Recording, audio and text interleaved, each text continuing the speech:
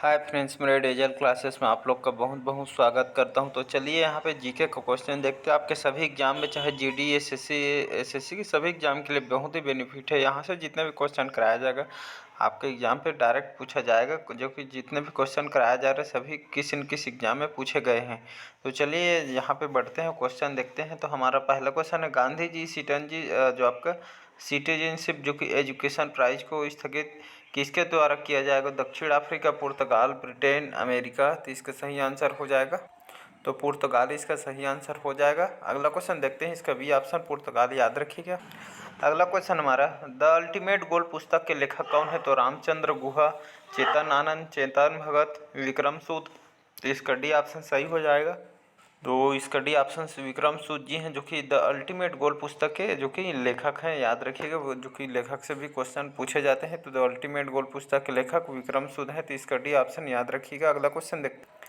अगला क्वेश्चन हमारा, हाल ही में किस राज्य के कीवी को जैविक प्रमाण पत्र दिया गया है? तो मणिपुर, असम, अरुणाचल प्रदेश, सिक्किम। तो इसका अरुणाचल प्रदेश सी ऑप्शन सही हो जाएगा। तो इस राज्य को कीवी को जैविक प्रमाण पत्र यहाँ पे दिया गया है, जैविक प्रमाण पत्र दिया गया है आपका अरुणाचल प्रदेश को। तो इसका सी ऑप्शन सही हो जाएगा। अगला क्वेश्चन देखते हैं यहाँ पे, निम्नलिखित रोगों में कौन सा एक जो रोग है वायरस द्वारा होता है? तो आपका हैजा, डिप्थीरिया, हेपेटाइटिस, मलेरिया। तो इसका सी ऑप्शन सही हो जाएगा, हेपेटाइटिस। तो यह जो हेपेटाइटिस जो इसमें से यह एक वायरस द्वारा होता है। तो याद रखिए, जो हेपेटाइटिस जो रोग है यह आपके एक वायरस द्वारा होता है। तो इसका सी ऑप्शन सही हो जाएगा, हेपेटाइटिस।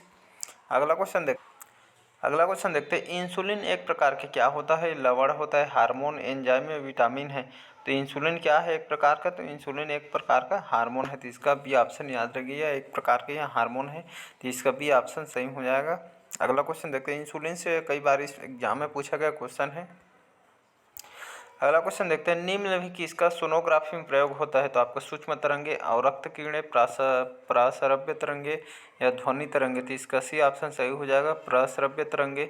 यह जो तरंग है आपके सोनोग्राफी में प्रयोग होता है। तो याद रखिएगा, कई बार एग्जाम इसको रिपीट किया गया। तो सोनोग्राफी में प्रयोग होता है आपके प्रसरव्य तरंगे। तो इसका सी ऑप्शन सही हो जाएगा। अगला क्वेश्चन देखते हैं, PH1 क्या है? तो ये आपके 4 सूर्य वाला ग्रह है, नया ऑपरेटिंग सिस्टम है, या फार्मूला 1 रेस की एक कार का नाम है, या कंप्यूटर का एक वायरस है? तो PH1 क्या है?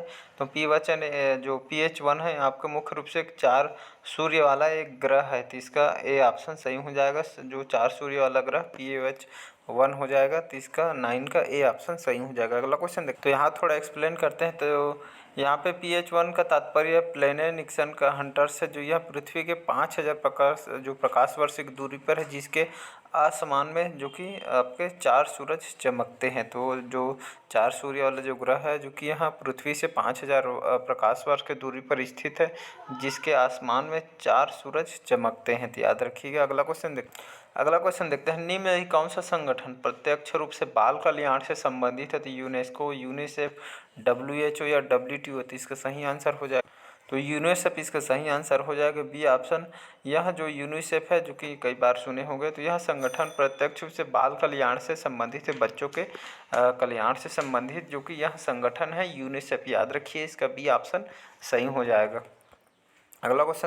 अगला क्वेश्चन हमारा, कोणार्क का सूर्य मंदिर किस राज्य में स्थित है? तो उड़ीसा, झारखंड, आंध्र प्रदेश, मध्य प्रदेश। तो कोणार्क का सूर्य मंदिर कौन से राज्य में स्थित है? तो उड़ीसा में स्थित है। पूरी भी आपके उड़ीसा में स्थित है। जो कोणार्क का जो सूर्य मंदिर है, यहाँ सूर्य मंदिर है, जहाँ समय का यहाँ पे पहिया जो कि इसमें बता जो कि कोणार्क सूर्य मंदिर में जो सूर्य का यहाँ पहिया जो कि यहाँ पे बताया गया है, सभी दर्शन स्थल है। तो कोणार्क सूर्य मंदिर कहाँ है? तो आपके उड़ीसा में स्थित है। कई बार एग्जाम में इसको रिपीट किया गया है। अगला क्वेश्चन देखते हैं, सोवियत संघ में भारत के प्रथम राजदूत के रूप में किसे नामित किया गया था? तो एक आपके आपके पडिक्कर, VK कृष्ण मेनन, या विजय लक्ष्मी पंडित, या प्रोफेसर महान नोबिस को। तो इसका सी ऑप्शन सही हो जाए, विजय लक्ष्मी जो पंडित जी हैं, इनको सोवियत संघ में भारत के प्रथम राजदूत के रूप में इनको जो कि इन्होंने काम किया था, इनको नामित किया गया था विजय लक्ष्मी पंडित। याद रखिएगा, विजय जो लक्ष्मी पंडित जी हैं, जो उन्होंने जो कि सोवियत संघ में भारत के प्रथम राजदूत के रूप में इन्होंने कार्य किया है। तो इसका सी ऑप्शन सही हो जाएगा। अगला क्वेश्चन, एटीएम किसके लिए, जो कि संकेताक्षर है, तो ऑटोमेटिक टेलर मशीन से, ऑटोमेटिक टेलर मशीन से, या ऑटोमेटिक टेली मशीन से, या डी है ऑटोमेटिक टेली मशीन से। तो इसका बी ऑप्शन सही हो जाए। एटीएम किसके लिए, जो कि संकेताक्षर है, तो आपके ऑटोमेटिक टेलर मशीन से संबंधित है। 13 का बी ऑप्शन सही हो जाएगा। अगला अगला क्वेश्चन देखते हैं, भारत में बाघ का सबसे बड़ा अभयारण्य कौन सा है, तो पेंच, कॉर्बेट, नागार्जुन, मानस। तो भारत में बाघ का सबसे बड़ा अभयारण्य कौन सा है, तो आपका इसका नागार्जुन इसका सही आंसर हो जाए, जो कि बाघों का सबसे बड़ा अभयारण्य इसको कहा जाता है, नागार्जुन को। तो इसका सी ऑप्शन याद रखिएगा, भारत में बाघ का सबसे बड़ा अभयारण्य नागार्जुन है। तो इसका सी ऑप्शन नागार्जुन सही आंसर हो जाएगा। अगला क्वेश्चन देखते हैं। अगला क्वेश्चन देखते हैं, भारतीय राष्ट्रीय कांग्रेस ने सन 1889 में एक ब्रिटिश समिति का गठन किया था। इस समिति में एक पत्रिका का प्रकाशन शुरू किया था। इस पत्रिका का नाम था आपका हमारी आवाज़, जागरण, इंडिया, आपका ध्रुव तारा। तो इसका सी ऑप्शन सही हो जाएगा, इंडिया। तो भारतीय राष्ट्रीय कांग्रेस ने सन 1889 में एक ब्रिटिश समिति का गठन किया गया था और इस समिति ने एक पत्रिका का प्रकाशन शुरू किया था। इस पत्रिका का नाम था आपका इंडिया नाम था, याद रखिएगा, जो कि 1889 में एक ब्रिटिश समिति के गठन किया था जिसका नाम था इंडिया। इस पत्रिका का नाम रखा गया था। अगला क्वेश्चन देखते हैं, भारत छोड़ो जो आंदोलन 1942 में किस महीने में शुरू किया गया था। मोस्ट इंपॉर्टेंट क्वेश्चन, कई बार इस एग्जाम में रिपीट किया गया है। तो जनवरी, मार्च, अगस्त, दिसंबर में।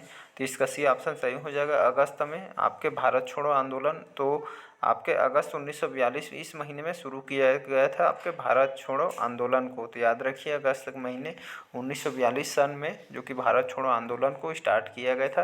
तो 16 का सी ऑप्शन अगस्त सही आंसर हो जाएगा। अगला क्वेश्चन देखते हैं, most important question, NITI Aayog के जो पदेन अध्यक्ष कौन होते हैं नीति आयोग के, तो आपका योजना और विकास मंत्री होते हैं, वित्त मंत्री, प्रधानमंत्री, ग्रामीण और सामुदायिक विकास मंत्री। तो इसका आपके सी ऑप्शन सही हो जाएगा। नीति आयोग के जो पदेन अध्यक्ष होते हैं, जो कि प्रधानमंत्री इसके अध्यक्ष होते हैं नीति आयोग के। तो इसका 17 का सी आंसर सही हो जाएगा। अगला क्वेश्चन देखते हैं, भारत में पंचायती राज प्रणाली कब शुरू की गई थी, तो 1950 ईस्वी में, 1945 ईस्वी में, आपको 1959 ईस्वी में, 1962 ईस्वी में। तो इसका सी ऑप्शन सही हो जाएगा, 1959 ईस्वी में। तो डेट को याद रखिए, मोस्ट इंपॉर्टेंट क्वेश्चन है। तो भारत में पंचायती राज प्रणाली कब शुरू की गई थी, तो 1959 में, जो कि भारत में पंचायती राज जो कि यहाँ पे प्रणाली को शुरू किया गया था 1959 में। तो इसका सी ऑप्शन याद रखिएगा, मोस्ट इंपॉर्टेंट क्वेश्चन है। अगला क्वेश्चन देखते हैं, कांग्रेस की पहली महिला अध्यक्ष कौन थी, तो राजकुमारी, अमृत कौर, एनी बेसेंट, विजय लक्ष्मी पंडित, अमृता शेरगिल। तो इसका आपका बी ऑप्शन सही हो जाएगा, कांग्रेस की पहली महिला अध्यक्ष कौन थी, तो एनी बेसेंट थी। और भारत की पहली महिला अध्यक्ष कौन थी, कमेंट करके बताइएगा मेरे को। तो कांग्रेस की पहली महिला अध्यक्ष आपकी एनी बेसेंट थी। तो भारत की पहली महिला अध्यक्ष कौन थी, कमेंट करके मेरे को बताइएगा। दोनों क्वेश्चन बहुत ही इंपॉर्टेंट, कई बार इसको एग्जाम में पूछा गया है। तो यहाँ से दो क्वेश्चन बनते हैं, कांग्रेस की पहली महिला अध्यक्ष कौन थी और भारत की पहली महिला अध्यक्ष कौन थी, दोनों। तो इसका आपका एनी बेसेंट जो कांग्रेस की पहली महिला अध्यक्ष है, जो कि, और आपके जो भारत की पहले महिला अध्यक्ष कौन है, कमेंट करके बताइएगा। दोनों क्वेश्चन इंपॉर्टेंट है। अगला क्वेश्चन हमारा, भारत में विदेशी मुद्रा भंडारण में सबसे हिस्सा खाली स्थान का है, तो निर्यात या प्राप्ति की बचत से, अनिवासी भारतीयों की जमा से, अंतर्राष्ट्रीय मुद्रा कोष एवं विश्व बैंक द्वारा दिया गया अनुदान, या डी है स्टॉक बाजार में आपका पोर्टफोलियो निवेश। तो इसका डी ऑप्शन सही हो जाएगा, स्टॉक बाजार में पोर्टफोलियो निवेश। यह भारत में विदेशी मुद्रा भंडार में सबसे ज़्यादा हिस्सा आपका स्टॉक बाजार में पोर्टफोलियो निवेश से होता है। तो इसका बी का डी याद रखिएगा, भारत में विदेशी मुद्रा भंडार में सबसे हिस्सा स्टॉक बाजार में पोर्टफोलियो निवेश से है। तो इसका डी ऑप्शन याद रखिएगा। अगला क्वेश्चन देखते हैं यहाँ पे, लावा के ठोस होने के फलस्वरूप पृथ्वी के अंदर निर्मित चट्टानों को क्या कहते हैं, तो प्लूटोनिक चट्टानें, बाल्केनिक चट्टानें, रूपांतरित चट्टानें, या परतदार चट्टानें। तो इसका ए ऑप्शन सही हो जाएगा, प्लूटोनिक चट्टानें, जो कि लावा के ठोस होने के फलस्वरूप पृथ्वी के अंदर निर्मित चट्टानों को कहते हैं आपके प्लूटोनिक चट्टानें। तो यहाँ आपके जो प्लूटोनिक चट्टान है, जो कि लावा के ठोस होने के यहाँ फलस्वरूप पृथ्वी के अंदर निर्मित चट्टान को कहा जाता है प्लूटोनिक चट्टानें। तो इसका 21 का ए ऑप्शन याद रखिएगा, प्लूटोनिक चट्टान। अगला क्वेश्चन हमारा संगमरमर क्या है? तो यहाँ आपके पुनर्विकृत जो कि चूना पत्थर है, यह आग्नेय शैल है या बलुआ पत्थर या कार्बनिक से अकार्बनिक पदार्थ से परिवर्तित होने वाली निर्मित चट्टान है। तो इसका ए ऑप्शन सही हो जाए। संगमरमर क्या है, किससे बना है? तो आपका परवरीकृत चूना पत्थर है संगमरमर। तो इसका ए ऑप्शन सही हो जाएगा। अगला क्वेश्चन तरफ बढ़ते अगला क्वेश्चन देखते हैं। मूल निवेश या निर्गम प्रणाली कंप्यूटर में विद्यमान रहती है आपके हार्ड डिस्क पर या आपके यादृच्छिक अभिगम स्मृति रैम में या केवल पाठन स्मृति में? डी है इनमें से कोई नहीं। तो मूल निवेश या निर्गम प्रणाली कंप्यूटर में विद्यमान रहती है आपके आपके रैम में उपस्थित है, जिसे आपके यादृच्छिक अभिगम स्मृति कहा जाता है हिंदी में। तो मूल निवेश या निर्गम प्रणाली कंप्यूटर में विद्यमान रहती है रैम में। तो इसका भी ऑप्शन सही हो जाएगा। अगला क्वेश्चन देखते हैं। रेफ्रिजरेटर में शीतल किस प्रकार का होता है? तो आपको फ्रीजर में जमी हुई बर्फ द्वारा, संपीड़ित गैस के सहसा प्रसाद द्वारा या अवाष्पशील द्रव के वाष्पन द्वारा, या डी है इनमें से कोई नहीं। तो इसका बी ऑप्शन सही हो जाएगा। संपीड़ित गैस के सहसा प्रसाद द्वारा रेफ्रिजरेटर में शीतल जो कि इस प्रकार का होता है, याद रखिएगा, संपीड़ित गैस के सहसा प्रसाद द्वारा।